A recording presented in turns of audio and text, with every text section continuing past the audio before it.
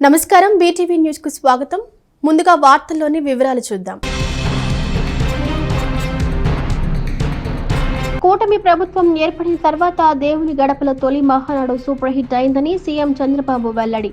మనం కలిసికట్టుగా ఉంటే వైసీపీ అడ్రస్ ఉండదని వ్యాఖ్య.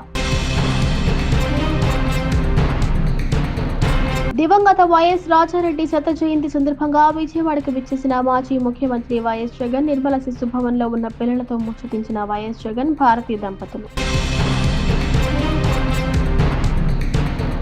వైసీపీ విధ్వంస పాలనలో రాష్ట్రం తీవ్రంగా నష్టపోయిందని మంత్రి లోకేష్ విమర్శ. దేశానికి అన్నపూర్ణ ఆంధ్రప్రదేశ్ను అప్పుల ప్రదేశ్గా మార్చేశారని ఆరోపణ. కొత్త కంపెనీ రాకపోగా ఉన్న కంపెనీలు ఇతర రాష్ట్రాలకు పారిపోయాయని ఎద్దేవా. విజయవాడలో చీటీల పేరుతో కుచ్చుటోపీ పెట్టిన ఓ ప్రబుద్ధుడు లాభోదీపమంటున్న బాధితులు తమకు న్యాయం చేయాలని పోలీసు అధికారులకు విజ్ఞప్తి.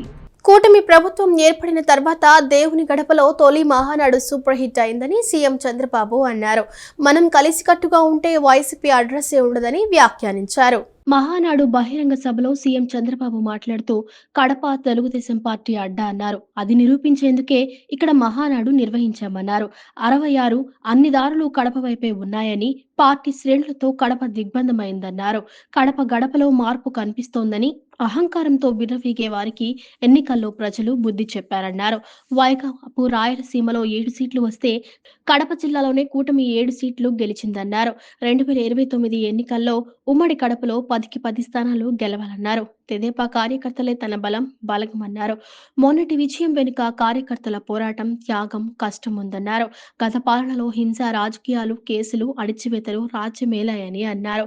విధ్వంసమైన రాష్ట్రాన్ని పునర్నిర్మిస్తామని తెదేపా, జనసేన, భాజపా కూటమి ఏర్పాటు చేసి ప్రజలు ముందుకు వచ్చారన్నారు. 94% స్ట్రైక్ రేట్తో అదిరిపోయే విజయం సాధించామన్నారు. దివంగత వైఎస్ రాజారెడ్డి శత జయంతి సందర్భంగా మాజీ ముఖ్యమంత్రి వైఎస్ జగన్ విజయవాడకు విచ్చేశారు. వైఎస్ఆర్సీపీ పార్టీ శ్రేణులు అక్కడికి భారీ సంఖ్యలో విచ్చేసి వైఎస్ జగన్ కు ఘన స్వాగతం పలికారు. విజయవాడలో నిర్మలా శిశు భవన్లో ఉన్న పిల్లలతో వైఎస్ జగన్ భారతీయ దంపతులు ముచ్చటించారు. నేడు దివంగత మహానేత వైఎస్ఆర్ తండ్రి దివంగత వైఎస్ రాజశేఖర రెడ్డి శత జయంతి సందర్భంగా వైఎస్ఆర్సీపీ అధ్యక్షుడు మాజీ ముఖ్యమంత్రి వైఎస్ జగన్మోహన్ రెడ్డి, ఆయన కుటుంబ సభ్యులు వైఎస్ రాజారెడ్డి శత జయంతి వేడుకల్లో పాల్గొన్నారు. వైఎస్ రాజారెడ్డి జయంతి నేపథ్యంలో సతీ సమేతంగా వైఎస్ జగన్ గురువారం విజయవాడలోని నిర్మలా శిశు భవన్ కు విచ్చేశారు. ఈ సందర్భంగా నిర్మలా శిశు భవన్ లో ఉన్న పిల్లలతో వైఎస్ జగన్ భారతీయ దంపతులు ముచ్చటించారు. వారితో సరదాగా గడిపారు. ఈ కార్యక్రమంలో వైఎస్ఆర్ సోదరి వైఎస్ విమలారెడ్డి కూడా పాల్గొన్నారు. అంతకుముందు పార్టీ అధినేత విజయవాడకు వస్తున్నారన్న విషయం తెలిసి వైఎస్ఆర్సీపీ పార్టీ శ్రేణులు అక్కడికి భారీ సంఖ్యలో విచ్చేసి వైఎస్ జగన్ కు ఘన స్వాగతం పలికారు.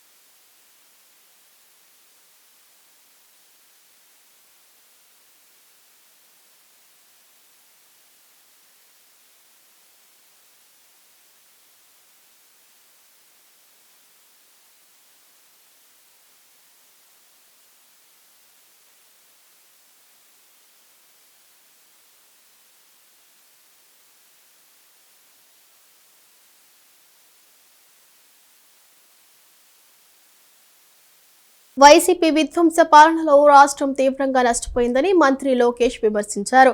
దేశానికి అన్నపూర్ణ ఆంధ్రప్రదేశ్ను అప్పుల ప్రదేశ్గా మార్చేశారని, ఒక కొత్త కంపెనీ రాకపోగా ఉన్న కంపెనీలు ఇతర రాష్ట్రాలకు పారిపోయాయని అన్నారు. అంతులేని ధనదాహంతో విషం కంటే ప్రమాదకరమైన మద్యాన్ని ఏరులై పారించి 30,000 మంది అమాయకుల ప్రాణాలను బలికొన్నారని ఆయన అన్నారు. వైసీపీ పాలనలో వేల కోట్లు దోచుకుని రాష్ట్రాన్ని విధ్వంసం చేసి వెళ్లిపోయారని టీడీపీ జాతీయ ప్రధాన కార్యదర్శి నారా లోకేష్ తీవ్ర స్థాయిలో ధ్వజమెత్తారు.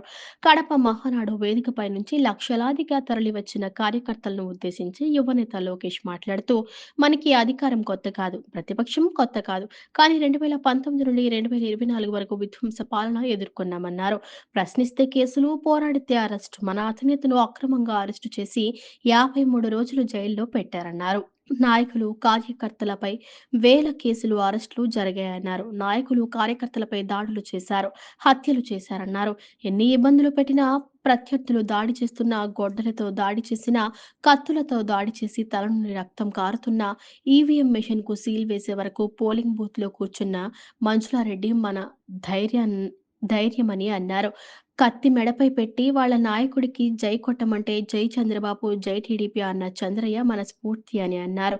అరాచకులపై పోరాడి కంటిచూపు కోల్పోయిన చెన్నుపాటి గాంధీనే మనకు ప్రేరణ అని, ప్రాణాలను పణంగా పోరాడే పసుపు సైన్యమే మన బలమన్నారు. రాయలసీమ ప్రజల్ని కొన్ని ప్రశ్నలు అడగాలనుకుంటున్నా. రెడీనా? రెడీనా? తల్లిని చెల్లిని మెడబట్టుకుని బయటికి గంటేసింది ఎవరు? ఎవరు? సొంత బాబాయిని లేపేసింది ఎవరు? జే బ్రాండ్లు అమ్మి పేదల రక్తం దాగింది ఎవరు? బల్ల కింద ఉన్న ఎర్ర బటన్ నొక్కి ప్రజల్ని బాధింది ఎవరు? అందరూ ఎర్ర బుక్కు అని ఏడుస్తున్నారు. ఎందుకయ్యా అంత ఏడుపు? నేను ఆనాడు చెప్పింది ఏంటి? ఎవరైతే చట్టాన్ని ఉల్లంఘించి ప్రజల్ని, కార్యకర్తలు ఇబ్బంది పెట్టారో చట్టపరంగా వాళ్ళపైన యాక్షన్ తీసుకుంటానని నేను చెప్పా. ఈరోజు ఎర్ర బుక్ కాదు కదా,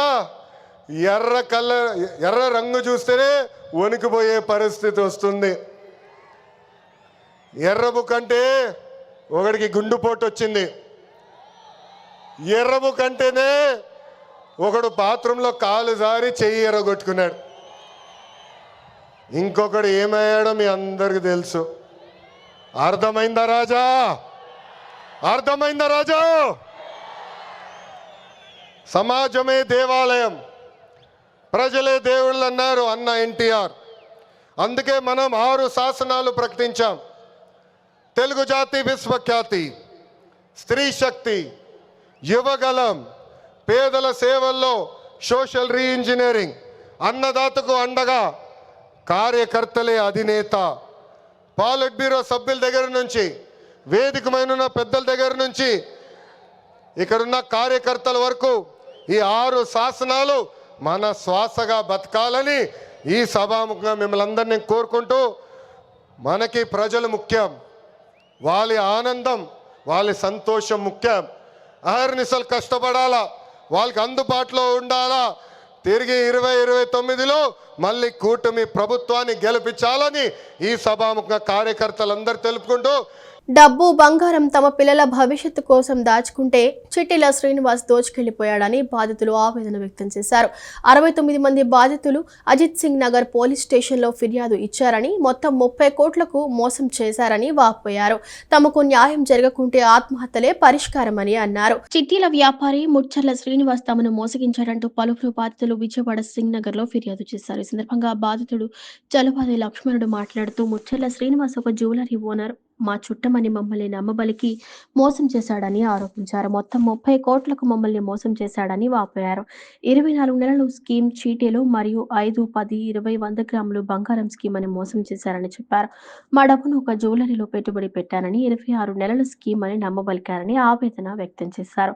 మా అందరికీ డబ్బు, బంగారం తిరిగి ఇచ్చే సమయం వచ్చేసరికి పారిపోయాడని తెలిపారు. 1 నెల ఓపిక పట్టామని, అందరికీ డబ్బు, బంగారం తిరిగి ఇచ్చేస్తాను అని వాయిస్ మెసేజ్ పంపాడని, తరువాత స్పందించలేదన్నారు. పోలీసు అధికారులు తమకు న్యాయం చేయాలని వేడుకొన్నారు. ముచ్చర్ల శ్రీనివాస్ అనే వ్యక్తి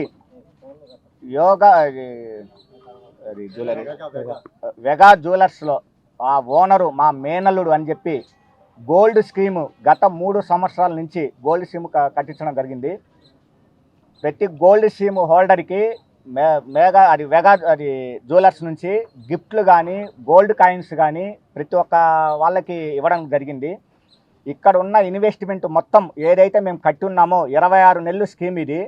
దాదాపుగా 10 గ్రూపులు పెట్టేశాడు. దాదాపుగా 100 మంది పైన ఉన్నారు దీంట్లో. ఒక్కొక్కళ్ళు 5 గ్రాముల చొప్పున కట్టారు. అట్లా ఒక్క పర్సన్ నుంచే దాదాపుగా 6 అంటే 30 గ్రాములు, 50 గ్రాములు, 100 గ్రాములు ఆ విధంగా కట్టించుకోవడం జరిగింది. 26 నెలల వరకు కంటిన్యూషన్ చేస్తా మా గోల్డ్ మాకు ఏదని అడిగితే మేము వేగా జ్యువెలర్స్లో మేము పెట్టుబడి పెట్టాము, మీకు అధిక లాభాలు వస్తాయి, మీకు ప్రతి నెల 3 గ్రాములు కలిపి మేము ఇస్తాము, ఇది మా ప్రామిస్ అని చెప్పేసి అతను మా సొంత మేనల్లుడే, ఎవరో కాదు, మా అక్క కొడుకు అని చెప్పేసి మాకు అందరికీ చెప్పి ఉన్నాడు. 26 నెలలు అయిపోయిన తర్వాత మేము మా స్కీమ్ అమౌంట్ ఏదని చెప్పేసి అని అడిగితే అతను మేము ఇస్తాము, ఒక వారం రోజులు పడుతుంది, వాళ్ళకు ఒక ఫార్మాలిటీస్ ఉంటాయి, ప్లస్ ఒక పెద్ద వ్యవస్థ, అది ఒక సంస్థ, దానికి కొన్ని నామ్స్ ఉంటాయి, దానికి కొన్ని పద్ధతులు ఉంటాయి, అవన్నీ నేను మాట్లాడుతున్నాను, మీరు ఒక నెల ఓపిక పట్టనని చెప్పారు. దానికి అందరికీ మొన్న సోమవారం డెడ్ లైన్ పెట్టాడు. ప్రతి ఒక్కరికి వాయిస్ మెసేజ్ ఇచ్చాడు, ఫోన్లలో చెప్పాడు, అందరు కలిసి చెప్పాడు, వెళ్ళిన వాళ్ళకి చెప్పాడు, సోమవారం ఇస్తున్నాను, మొత్తం అంతా అమౌంట్ వస్తుంది, అతను హైదరాబాద్లో ఉంటున్నాడు, నేను వెళ్ళి వస్తాను, శని ఆదివారం అక్కడికి వెళ్ళి వస్తాను అని చెప్పారు. చెప్పిన తర్వాత సోమవారము మళ్ళీ మేము మార్నింగ్ కాల్ చేస్తే 6 గంటలకల్లా మీ అమౌంట్ అందరికీ, మీ గోల్డ్ కానీ అమౌంట్ కానీ మీకు ఏది కావాలంటే అది, ఆ రోజు రేటు ఏదైతే ఉందో ఆ రేటు ప్రకారం మీ అందరికీ ఇస్తామని చెప్తున్నాడు. తరువాత కరెక్ట్గా 5 గంటలు అంటే 5 నుంచి 6 గంటలని టైం చెప్పాడు. మేము 6 తర్వాత నుంచి 1 అవర్ టైం తర్వాత మేము కాల్ చేసాము. కాల్ చేస్తే మెంబర్ ఆఫ్ టైం కాల్ చేస్తే సెల్ ఫ్లైట్ మోడ్లో పెట్టాడు, స్విచ్ ఆఫ్కు చేయకుండా ఫ్లైట్ మోడ్లో పెట్టాడు. మాకు ఆ రోజు మాకు ఎటువంటి డౌట్ అలా సార్, ఎందుకంటే అతను చెప్పే మాటలు, అతను చెప్పే విధి, అతను చూసిన విధానం, ఆ బాలకృష్ణ గారు కానీ దానికి అడ్వర్టైజ్మెంట్, పెద్ద వాళ్ళు అడ్వర్టైజ్మెంట్ ఇవ్వడం వల్ల మేము నమ్మాము. ప్లస్ ప్రతి చోట హోల్డింగ్ గారు, బోర్డింగ్ గారు అడ్వర్టైజ్మెంట్ కానీ అతను బ్రహ్మాండంగా ఇస్తున్నాడు కాబట్టి ఖచ్చితంగా మేము నమ్మాము. నమ్మిన తర్వాత సరే అని చెప్పేసి నెక్స్ట్ డే మరుసటి రోజు 5:30కి నేను వాళ్ళ ఇంటికి వెళ్ళడం జరిగింది. ఏం జరిగిందని చెప్పేసి ఇంటికి వెళ్ళడం జరిగింది. 5:30 నుంచి 6:30 వరకు ఫోన్ రింగ్ అవుతూనే ఉంది, కానీ ఫోన్ లిఫ్ట్ చేయలేదు. కరెక్ట్గా నా కారు వాళ్ళ ఇంటి దగ్గర ఆపాను. వాళ్ళు సీసీ క్యామ్స్ మొత్తం వాడు పకడ్బందీగా సీసీ క్యామ్స్ పెట్టుకున్నాడు. సీసీ క్యామ్స్ చూసి వాళ్ళ ఆవిడ దగ్గర ఫోన్ ఉందని మాకు తెలియదు ఇప్పటి వరకు. ఆయన మళ్ళీ ఒక వాయిస్ మెసేజ్ పెట్టాడు. ఫోన్ కానీ గోల్డ్ కానీ మొత్తం కానీ అక్కడ మేము ఇంట్లో పెట్టేసి వెళ్ళాము. మా ఆవిడకి అన్నీ తెలుసు అని చెప్పేసి ఒక వాయిస్ మెసేజ్ పెట్టాడు. కానీ వాళ్ళ ఆవిడ కూడా ఇక్కడ గేమ్ ఆడుతుంది. ఎందుకంటే ఫోన్ ఇంట్లో పెట్టినప్పుడు పెళ్ళాము తెలియకుండా ఉండదు. ఫోన్ ఒకవేళ పెట్టెళ్ళాడు తెలియకుండా పెట్టెళ్తే ఫోన్ ఎలా ఆన్ అయింది? మళ్ళీ 6 గంటలకి నైట్ ఆఫ్ అయింది, పొద్దున 5:30కి ఫోన్ ఎలా ఆన్ అయింది? నాది అదే క్వశ్చన్. 5:30 ఆనింది, నా కారు చూసి సీసీ క్యామ్ చూసి మళ్ళీ వెంటనే మళ్ళీ ఫ్లైట్ మోడ్లో పెట్టారు. ఇది నేను చెప్పింది కాదు, అతను మళ్ళీ ఒక వాయిస్ మెసేజ్ పెట్టాడు. ఇది పకడ్బందీగా కావాల్సిగా కొంతమంది ఇక్కడ వాళ్ళ ఫ్రెండ్స్ కానీ లేకపోతే వేగా జ్యువెలర్స్ ఓనర్ హ్యాండ్ ఓవర్లో ఉన్నాడు, అది మాకు తెలుసు ఆ విషయము. అతను చాలా ఇన్ఫ్లుయెన్స్ ఉన్న వ్యక్తి, చాలా ఫోన్లు చేయించుకొని అట్లా చేయించుకొని చాలా గందరగోళం చేస్తున్నాడు. కానీ ఇంతమంది బాధ్యులం అందరం ఇబ్బంది పడుతున్నాము. దయచేసి మేము వాళ్ళకి చెప్తాం, ఒకటే చెబుతున్నాం, మా రిక్వెస్ట్, మా గోల్డ్ మాకు ఇవ్వవలసిందిగా కోరుతున్నాము. నేను ఇంటి దగ్గర పొద్దున్న పాలాపురం చేసుకుంటాను. ఆ వచ్చిన లాభంతో పిల్లలకి దేనికోదని పనికోసని టూర్ చీటీ అని వేయించారు. పొద్దున ఒక వాయిస్ మెసేజ్ చేశారు సారు. 2 సంవత్సరాల నుంచి ఇబ్బందిగా ఉన్నప్పుడు పాత చీటీలు రన్నింగ్ చేయకుండా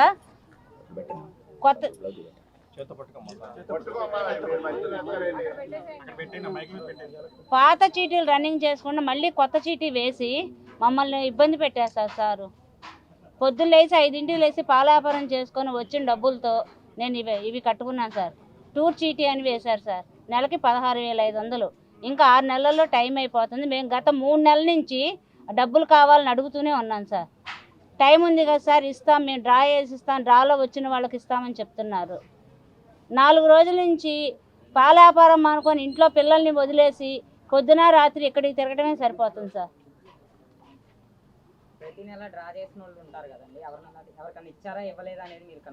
అంటే ఇచ్చారని ఇక్కడ చెప్తున్నారు.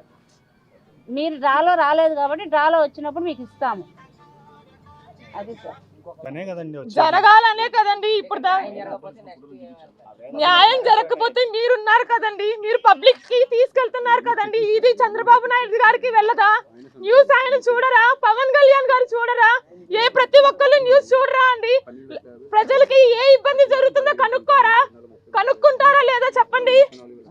ప్రతి ఒక్కరిది కనుక్కుంటారు కదండి. ఏ పొజిషన్ లో ఏ ఒక చిన్న హత్య జరుగుతుందా, మామూలుగా ఏ చిన్న హత్య జరుగుతున్నా ఈ హత్య ఎందుకు జరిగిందనేది ఎంక్వైరీ చేస్తారు కదండి. అట్లాగే ఇది ప్రతి ఒక్కళ్ళు ఎంక్వైరీ చేయాలి. ఒకళ్ళు ఇద్దరు కాదు కదండి, 1,00,000 2 లక్షలు కూడా కాదు కదండి, 1,00,000 2 లక్షలు కూడా కాదు కదండి. న్యాయం జరగాలి. ఇక్కడ న్యాయం జరగకపోతే మీరు అడుగుతున్నారు కదా, మీరు న్యాయం జరగకపోతే మీరు లేరా అండి? పబ్లిక్ లేదా అండి? ఏ గవర్నమెంట్ లేదా? ఇంతమంది దగ్గర కూడా న్యాయం జరగదంటున్నారా మీరు? తన తాతగారైన వైఎస్ రాజారెడ్డి 100వ జయంతి సందర్భంగా ఏపీ కాంగ్రెస్ అధ్యక్షురాలు వైఎస్ షర్మిల ఘనంగా నివాళులు అర్పించారు. తమ కుటుంబంలో ఆయన ఒక మహోన్నత వ్యక్తి అని, ఏడుగురి సంతింటి వంశానికి శక్తి మరియు మూలస్తంభం వంటివారని ఆమె కొనియాడారు. తన తండ్రి దివంగత మాజీ ముఖ్యమంత్రి వైఎస్ రాజశేఖర రెడ్డి గారిని గొప్ప ప్రజానాయకుడిగా, రాజకీయాల్లో ఓ దిగ్గజంగా తీర్చిదిద్దిన ఘనత వైఎస్ రాజారెడ్డి గారిదేనని షర్మిల గుర్తు చేసుకున్నారు. ఈరోజు వైఎస్ రాజారెడ్డి గారి శత జయంతి. రాజారెడ్డి గారి 100వ జయంతి. రాజారెడ్డి గారిని ఈరోజు తలుచుకోవడానికి, నివాళులు అర్పించడానికి ఇక్కడికి రావడం జరిగింది. రాజారెడ్డి గారు అంటేనే ధైర్యం, సాహసం, పట్టుదల లాంటి పదాలు గుర్తొస్తాయి. సాహసానికి మారుపేరుగా నిలిచారు రాజారెడ్డి గారు. రాజారెడ్డి గారు రాజశేఖర రెడ్డి గారిని మలచడంలో కూడా ప్రజా నాయకుడిగా రాజశేఖర రెడ్డి గారు అంత లెజెండ్ అయ్యారు అంటే ఆ ప్రోత్సాహం అంతా రాజారెడ్డి గారిదే. అందుకు మరొకసారి రాజారెడ్డి గారికి మనస్ఫూర్తిగా నివాళులు అర్పిస్తూ, అంతేకాదు రాజారెడ్డి గారు ఒక ప్రజానాయకుడు, ప్రజాసేవలో కూడా గొప్ప చిత్తశుద్ధిని చూపినవాడు రాజారెడ్డి గారు. రాజారెడ్డి గారు నాకు గుర్తుండే, నేను చూడడమే, గంటల తరబడి ఎంతోమంది ప్రజల సమస్యలు వినేవాళ్ళు, పంచాయతీలు చేసేవాళ్ళు, పరిష్కరించేవాళ్ళు. బియ్యం అక్రమ రవాణాను అరికట్టేందుకే రేషన్ షాపుల ద్వారా నిత్యావసర వస్తువుల పంపిణీ చేపడుతున్నట్లు రాష్ట్ర పౌర సరఫరాల శాఖ మంత్రి నాదెండ్ల మనోహర్ స్పష్టం చేశారు. జూన్ 1వ తేదీ నుంచి రేషన్ షాపుల ద్వారా నిత్యావసర వస్తువుల పంపిణీ చేస్తామన్నారు. అందుకోసం దాదాపు 29,760 రేషన్ డిపోల ద్వారా ఈ పంపిణీ జరిగేలా ఏర్పాట్లు చేశామని ఆయన వివరించారు. విజయవాడ మధురానగర్లోని 218 రేషన్ షాప్లో అధికారులు ట్రయల్ రన్ నిర్వహించారు. ఈ సందర్భంగా ఈ పోస్ట్ మిషన్ తో పాటు ఎలక్ట్రానిక్ కాటా పనితీరును మంత్రి నాదెండ్ల మనోహర్ తో పాటు ఆ శాఖ కమిషనర్ సౌరభ్ కౌర్ స్వయంగా పరిశీలించారు. అనంతరం మంత్రి నాదెండ్ల మనోహర్ మాట్లాడుతూ, గతంలో రేషన్ వస్తువులను ఉదయం 8 నుంచి 12 గంటలు, సాయంత్రం 4 నుంచి 8 గంటల మధ్య పంపిణీ జరిగేదన్నారు. ఇలా గత ప్రభుత్వం ఇంటింటికి రేషన్ పేరుతో మాయ చేసిందంటూ ఆయన విమర్శించారు. దీనివల్ల వేల కోట్లు దుర్వినియోగం అయ్యేలా చేశారంటూ గత ప్రభుత్వంపై మండిపడ్డారు. దీంతో ప్రజల ఇబ్బందులు గుర్తించి రేషన్ షాపుల ద్వారా పంపిణీకి శ్రీకారం చుట్టామన్నారు. రేషన్ పంపిణీ వ్యవస్థకు సంబంధించి ఈకేవైసీ 96% మేర పూర్తి చేశామని, ఇది దేశంలోనే ఒక రికార్డు అని ఆయన పేర్కొన్నారు. పనులు మానుకుని రేషన్ వ్యాన్ కోసం ఎదురుచూసే విధానానికి తమ ప్రభుత్వం స్వస్తి పలికామన్నారు. దశాబ్దాల కాలంగా 29,760 ఫేర్ ప్రైస్ షాపులు ప్రతి నెల 1వ తారీఖు నుంచి 15వ తారీఖు వరకు ఉదయం 8 నుంచి 12 వరకు, మళ్ళీ సాయంత్రం 4 నుంచి 8 వరకు ప్రజల కోసం నిరంతరంగా ఉపయోగపడే విధంగా ఒక వ్యవస్థ ఉండేది. అయితే మోసపూరితంగా, కుట్రపూరితంగా ఇంటింటికి డెలివరీ చేస్తామని కొత్త వ్యవస్థను తీసుకొచ్చి అనేక సమస్యలు గత ప్రభుత్వం సృష్టించింది. కూటమి ప్రభుత్వం వచ్చిన తర్వాత చాలా లోతుగా అధ్యయనం చేసి ప్రజలకి ఎక్కువగా ఉపయోగపడే విధంగా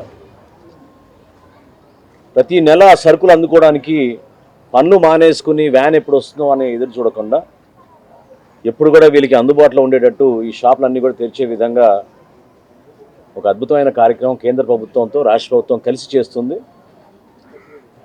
ఈ పథకాన్ని ప్రజలకి మరింతగా దగ్గరగా తీసుకెళ్లే విధంగా, అదేవిధంగా టెక్నాలజీని ఉపయోగించుకుని ప్రతి ఒక్కరికి మేలు జరిగే విధంగా, ఎక్కడ పొరపాటు లేకుండా రైస్ స్మగ్లింగ్ అనేది ఆంధ్రప్రదేశ్లో జరగనీయకుండా చర్యల్లో భాగంగా ఈరోజు ఈ నిర్ణయం తీసుకుని ముందుకు వస్తున్నాం. ప్రతి ఒక్కరికి దాదాపు 1,46,00,000 రేషన్ కార్డులు మనకి ప్రభుత్వం మన ఆంధ్రప్రదేశ్లో ఉన్నాయి. కొత్తగా మేము నమోదు చేసుకోబోయే ఈ రైస్ కార్డుల కోసం ఈకేవైసీ మేము చేసినప్పుడు 96% పూర్తయింది.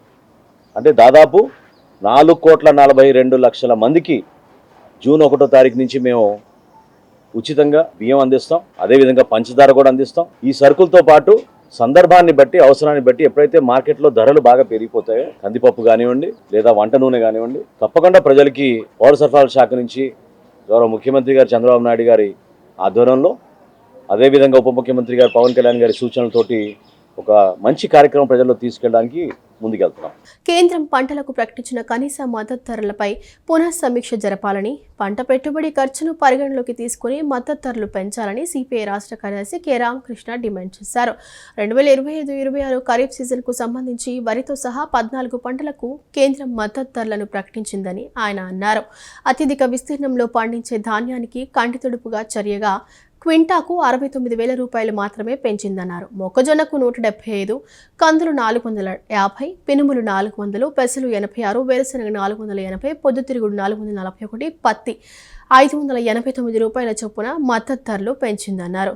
పెట్టుబడి ఖర్చులతో పోల్చుకుంటే ఈ కనీస మద్దతు ధరలు నామమాత్రమేనని అన్నారు.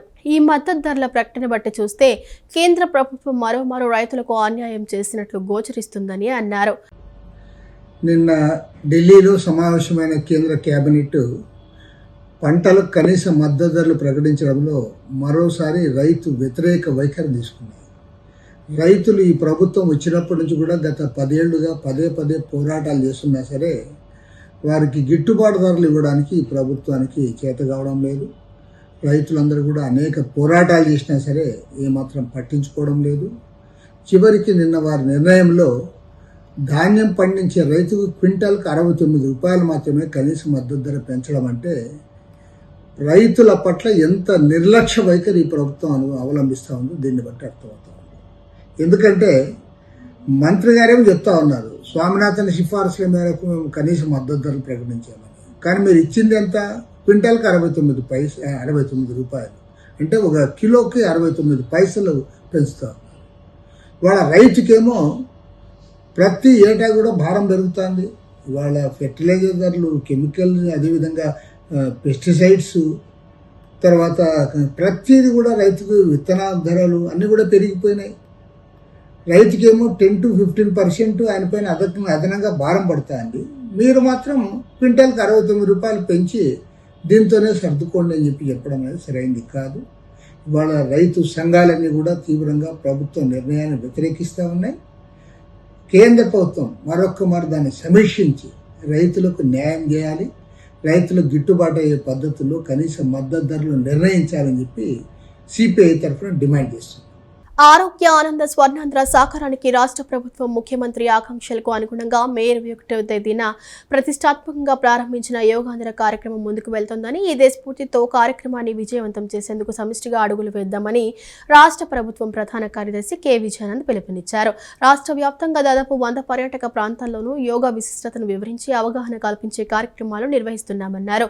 ఇందుకు ప్రతి జిల్లాలో 4-5 చొప్పున పర్యాటక ప్రాంతాలను గుర్తించినట్లు తెలిపారు. ఆయుష్ శాఖ, ఎన్టీఆర్ జిల్లా అధికార యంత్రాంగం, జిల్లా పోలీస్ కమిషనరేట్, విజయవాడ నగరపాలక సంయుక్త ఆధ్వర్యంలో గురువారం విజయవాడ బీఆర్టీఎస్ యోగా స్ట్రీట్లో నిర్వహించిన పోలీస్ థీమ్ యోగా కార్యక్రమంలో రాష్ట్ర ప్రభుత్వ ప్రధాన కార్యదర్శి కె విజయానంద్ పాల్గొని సీనియర్ ఐఏఎస్, ఐపీఎస్ అధికారులతో కలిసి యోగాసనాలు అభ్యసించారు.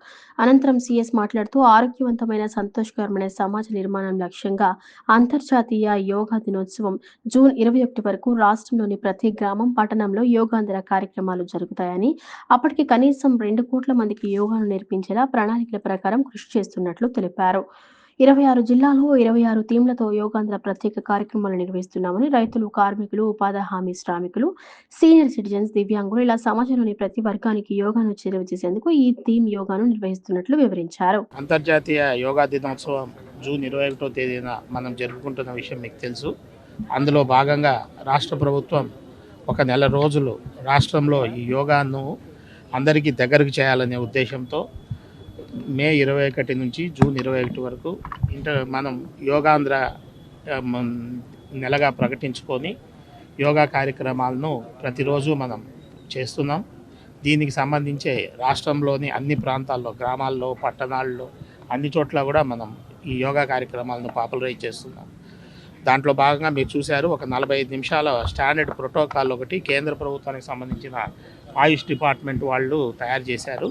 దాన్నే మనం ఆ స్టాండర్డ్ ప్రోటోకాల్ భాగంగా మనము ఈ రోజుకు ప్రతి గ్రామంలో ప్రతి వార్డులో కూడా ఈ కార్యక్రమం చేపట్టాలని, అలాగే ప్రతి పట్టణంలో కూడా ఒక రోడ్డును యోగా రోడ్డుగా డిక్లేర్ చేసి అక్కడ ట్రైనర్స్ ఉండి ఎవ్రీడే మార్నింగ్ ఎవరైతే వస్తారో వాళ్ళందరితో కూడా యోగా చేయించాలనే ఉద్దేశంతో కూడా ప్లాన్ చేయడం జరిగింది. మా స్పెషల్ చీఫ్ సెక్రటరీ గారు కృష్ణబాబు గారు రాష్ట్రానికి ఈ యోగాకు సంబంధించి నోడల్ ఆఫీసర్గా ఉన్నారు. ఆయన ఒక పద్ధతి ప్రకారం ప్లాన్ చేశారు. అంటే 26 జిల్లాలు, ప్రతి జిల్లాలో ఒకరోజు ఒక మ్యాసివ్ ప్రోగ్రామ్, అంటే ఒక థీమ్ తీసుకొని, అంటే ఒకరోజు విద్యార్థులందరూ ఒక జిల్లాలో, అలాగే లేకపోతే కళాకారులు, స్పోర్ట్స్ పర్సన్స్ అందరూ ఒకరోజు ఒక జిల్లాలో, అలాగే డ్వాక్రా మహిళలు కావచ్చు, మెప్మా మహిళలు కావచ్చు ఒకరోజు, ఎన్ఆర్ఈజీఎస్ వాళ్ళు ఒకరోజు. తర్వాత మనం రాష్ట్రంలో ఒక 100 ఈ టూరిస్ట్ డెస్టినేషన్స్ కూడా ఐడెంటిఫై చేశాం. ఆ టూరిస్ట్ డెస్టినేషన్స్లో ప్రతిరోజు 4 టూరిస్ట్ డెస్టినేషన్స్లో మినిమం ఒక 1000 మెంబర్స్తో యోగా చేయడం. అంటే ఉద్దేశం ఏంటంటే అటు టూరిస్ట్ ప్రాంతాల్లో కావచ్చు, పట్టణ ప్రాంతాల్లో కావచ్చు, గ్రామీణ ప్రాంతాల్లో కావచ్చు, స్కూళ్ళలో కావచ్చు, ఎక్కడ అవసరం ఉంచో ప్రతి చోట ఈ యోగా చేయడం ద్వారా, యోగాను పాపులరైజ్ చేయడం ద్వారా మీరందరూ కూడా చూసింటారు. ఒక 3-4 డేస్ ఇది ప్రాపర్గా ప్రాక్టీస్ చేస్తే ఆటోమేటిక్గా జనాలు కూడా మన బాడీ కూడా మైండ్ కూడా ట్యూన్ అయిపోతుంది. వ్యర్థాల నుండి సంపదను సృష్టిస్తున్న చర్యల్లో ఎటువంటి అంతరాయం ఉండరాదని విజయవాడ నగరపాలక సంస్థ కమిషనర్ ధ్యానచంద్ర అన్నారు. అన్న క్యాంటీన్ల ద్వారా ప్రజలకు ఎటువంటి ఇబ్బందులు కలగకుండా చూసుకోవాలని అన్నారు. విజయవాడ నగరపాలక సంస్థ కమిషనర్ ధ్యానచంద్ర తన పర్యటనలో భాగంగా అజిత్ సింగ్ నగర్ లో పర్యటించి గార్బేజ్ ట్రాన్స్ఫర్ స్టేషన్, అన్నా క్యాంటీన్ ను క్షేత్రస్థాయిలో పరిశీలించారు. ఈ సందర్భంగా కమిషనర్ మాట్లాడుతూ నేషనల్ సఫాయి కర్మచారి పథకంలో భాగంగా కొత్తగా వచ్చిన 5 పెద్ద టిప్పర్ వాహనాలను పరిశీలించాలి. లబ్ధిదారులతో పెద్ద టిప్పర్లను సాధ్యమైనంత త్వరలో అందుబాటులోకి తీసుకురావాలని అధికారులను సూచించారు. ఆహ్లాదకరమైన వాతావరణాన్ని కల్పించే విధంగా ఎప్పుడూ పరిశుభ్రంగా ఉంచాలని అధికారులను ఆదేశించారు. తదుపరి అజిత్ సింగ్ నగర్ వద్ద గల అన్నా క్యాంటీన్ ను పరిశీలించారు. సమయపాలన సక్రమంగా జరుగుతుందా లేదా అని అక్కడున్న ప్రజలను అడిగి తెలుసుకున్నారు. ఆహారంలో నాణ్యత గురించి కూడా తదితర అంశాలను క్షేత్రస్థాయిలో పరిశీలించారు. అన్నా క్యాంటీన్ లో వస్తున్న ప్రజలు తమ అభిప్రాయాలను QR కోడ్ ద్వారా ఫీడ్బ్యాక్ ను తెలియపరచవచ్చునని తెలిపారు.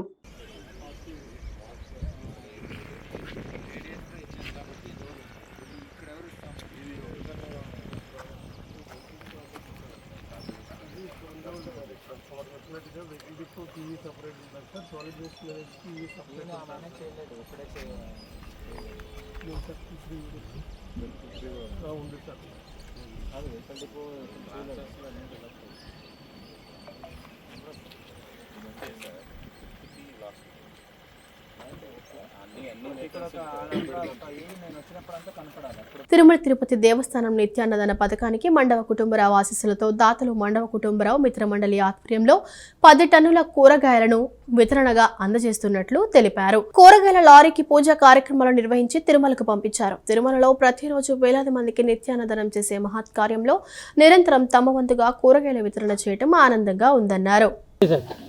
నమో వెంకటేశయ్య. ఏడుకొండలవాడ వెంకటరమణ గోవింద గోవింద. అన్ని దానముల కన్నా అన్నదానము ఎంతో మేనని మన పూర్వీకుల నుంచి మనం తెలుసుకున్నాం. అలాంటి అన్నదాన కార్యక్రమానికి 1984లో ఎన్టీ రామారావు గారు తిరుమల తిరుపతి దేవస్థానంలో స్థాపించడం జరిగింది. ఆనాటి నుంచి ఈనాటికి వందల నుంచి వేల నుంచి లక్షల వరకు జరుగుతుంది.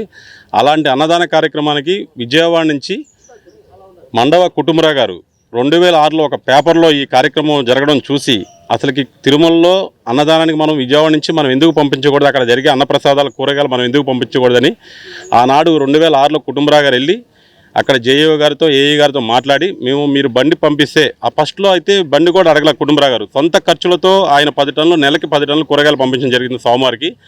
2 సంవత్సరాల తర్వాత 2008లో అక్కడ జేఈఓ గారితో మాట్లాడి మీరు బండి మాకు ప్రొవైడ్ చేయండి, మీకు నిత్యం సంవత్సరానికి ఉపయోగపడే కూరగాయలు అన్ని రాష్ట్రాలను సేకరించి నేను పంపిస్తాను, నాది బాధ్యతని కుటుంబరావు గారు మాట్లాడడం జరిగింది. అలాంటి మండవ కుటుంబరావు గారు 2006 నుంచి 2023 వరకు కూడా 500 లారీలు ఆయన పంపించడం జరిగింది. మరి ఆయన ఆకస్మిక మరణం వల్ల 2004లో మన నుంచి దూరం అయ్యడం జరిగింది. కానీ ఆయన 2024లో ఆయన ఆశయాలను మేము అలాగే ఆయన చేసినటువంటి మంచి కార్యక్రమం ఇది మేమందరం కూడా పూనుకొని, అలాగే ఇవాళ ఆయన మిత్రమండలి అందరం కూడా కలిపి నెలకి ఆయన లేకపోయినా ఆయన పేరు మీద 2 బళ్ళు కూరగాయలు సోమవారం పంపించడం జరుగుతుంది. అలాగే మున్ముందు ఆయన ఆశయాన్ని ఇలాగే కొనసాగిస్తామని మేము కోరుకుంటున్నాం. ఇలాంటి మంచి కార్యక్రమాన్ని కుటుంబరావు గారు సేకరించి మా అందరికీ అప్పచెప్పడం చాలా సంతోషంగా ఉంది మాకు. వేగా జ్యువెలర్స్ పై వస్తున్న అవాస్తవ కథనాలను ఖండిస్తున్నామని మేనేజింగ్ డైరెక్టర్ వనమా నవీన్ అన్నారు. అజిత్ సింగ్ నగర్ పోలీస్ స్టేషన్లో ముత్యాల శ్రీనివాస్పై కేసు నమోదైందని తెలిసిందని, శ్రీనివాస్కు మాకు సంబంధం లేదన్నారు. కొంతమంది వ్యక్తులు కావాలని ప్రచారం చేస్తున్నారని, తమ లీగల్ టీం తగిన చర్యలు తీసుకోవటం జరుగుతుందన్నారు. నా పేరు నవీన్ కుమార్, మా తమ్ముడి పేరు సుధాకర్ అండి. మాది వేగా జ్యువెలర్స్ లిమిటెడ్ అనే ఫర్మ్ అండి. మా యొక్క ఈ ప్రెస్ మీట్ ఉద్దేశము ఈరోజు అనగా 29/5/2025 సాక్షి పత్రికలో వచ్చిన వార్తను చూడగానే మా వేగా జ్యువెలరీ మీద అసత్య ఆరోపణలు చేయడం జరిగింది. ఈ యొక్క వార్తలో అజిత్ సింగ్ నగర్ పోలీస్ స్టేషన్లో ముత్యాల శ్రీనివాసరావు అనే వ్యక్తిపై కేసు నమోదైనట్లు, అతను మా వేగా ఏజెంట్ అయినట్లు వార్త ప్రచురితమైనది. దానిపై మేము తెలుసుకున్నది ఏమనగా, ముత్యాల శ్రీనివాసరావు అనే వ్యక్తి చీటీలు మరియు గోల్డ్ స్కీములు కట్టించుకొని పరారైనట్లు తెలిసింది. సదరు ముత్యాల శ్రీనివాసరావుకు మాకు అంటే వేగా సంస్థకి కానీ వ్యక్తిగతంగా కానీ సంస్థ తాలూకా కానీ ఎటువంటి సంబంధాలు లేవు. అలానే చిట్టీలు కానీ గోల్డ్ స్కీములు కట్టించుకునే ఏజెంట్స్ మా వేగా సంస్థకు ఎవరూ లేరు. మేము ఎవరిని నియమించలేదు. అలాంటి వారు ఎవరైనా వస్తే మీరు మోసపోవద్దు అని ఈ సందర్భంగా తెలియజేస్తున్నాం. కొంతమంది వ్యక్తులు ఉద్దేశపూర్వకంగా మా వేగా జ్యువెలర్స్ యొక్క పేరు ప్రతిష్టలను దిగజారినట్లుగా మాట్లాడుతున్నారు. మా దృష్టిలోకి వచ్చింది. వారిపైన మా లీగల్ డిపార్ట్మెంట్ తగిన చర్యలు తీసుకోవడం జరుగుతుంది. ఈ సందర్భంగా ఈ పత్రికా సమావేశంలో మేము మీ ద్వారా ప్రజలందరికీ తెలియజేయడమే ఉండగా, ముత్యాల శ్రీనివాసరావు అనే వ్యక్తికి మా వేగా జ్యువెలర్స్కు ఎటువంటి సంబంధం లేదు. వ్యక్తిగతంగా కానీ సంస్థ తాలూకా కానీ ఎటువంటి సంబంధాలు లేవు. ఈ కేసును పోలీసులు త్వరితగతిన ఛేదించి మోసపోయిన వాళ్లకు తగిన న్యాయం చేస్తారని మేము కోరుకుంటున్నాం. మా సంస్థ ఎంతో కాలంగా ప్రజలపై నమ్మకంపై నిర్మితమైన సంస్థ, నడుస్తున్న సంస్థ. దీనిపై ఎటువంటి ఆరోపణలు చేసిన వారిపైన న్యాయపరమైన చర్యలు తీసుకోవడం జరుగుతుందండి. కూటమి ప్రభుత్వం ఏర్పడిన తర్వాత దేవుని గడపల తొలి మహానాడు సూపర్ హిట్ అయిందని సీఎం చంద్రబాబు వెల్లడి. మనం కలిసికట్టుగా ఉంటే వైసీపీ అడ్రస్ ఉండదని వ్యాఖ్య. దివంగత వైఎస్ రాజారెడ్డి శత జయంతి సందర్భంగా విజయవాడకు విచ్చేసిన మాజీ ముఖ్యమంత్రి వైఎస్ జగన్, నిర్మల శిశు భవన్లో ఉన్న పిల్లలతో ముచ్చటించిన వైఎస్ జగన్ భారతీయ దంపతులు. వైసీపీ విధ్వంస పాలనలో రాష్ట్రం తీవ్రంగా నష్టపోయిందని మంత్రి లోకేష్ విమర్శ. దేశానికి అన్నపూర్ణ ఆంధ్రప్రదేశ్ను అప్పుల ప్రదేశ్గా మార్చేశారని ఆరోపణ. కొత్త కంపెనీ రాకపోగా ఉన్న కంపెనీలు ఇతర రాష్ట్రాలకు పారిపోయాయని ఎద్దేవా. విజయవాడలో చీటీల పేరుతో కుచ్చుటోపీ పెట్టిన ఓ ప్రబుద్ధుడు లాభోదీపమంటున్న బాధితులు తమకు న్యాయం చేయాలని పోలీసు అధికారులకు విజ్ఞప్తి. ఈ వార్త ఇంతటితో సమాప్తం. నమస్కారం.